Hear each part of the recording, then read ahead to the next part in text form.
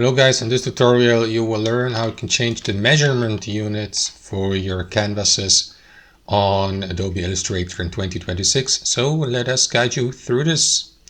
So guys, there are two ways how you can achieve this. In the first step, navigate to Adobe Illustrator on your desktop computer or laptop.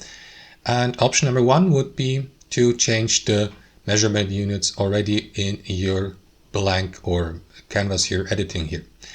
If you'd like to do that, you will need to access your document settings. To do that, click into File in the top left, select Document Setup, or use the shortcut Alt-Control-P or Alt-Command-P if you're using Mac.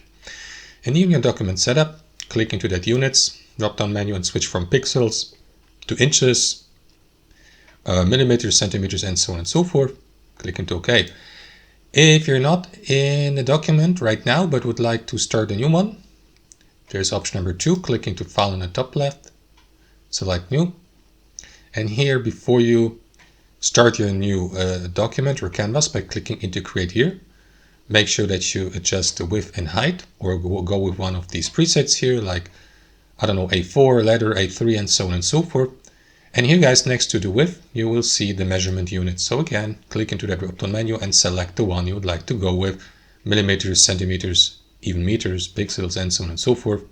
Click into Create to create the given canvas with the height and width and the given measurement units. And that's how it works, guys. Thanks for watching, and I'll see you next time.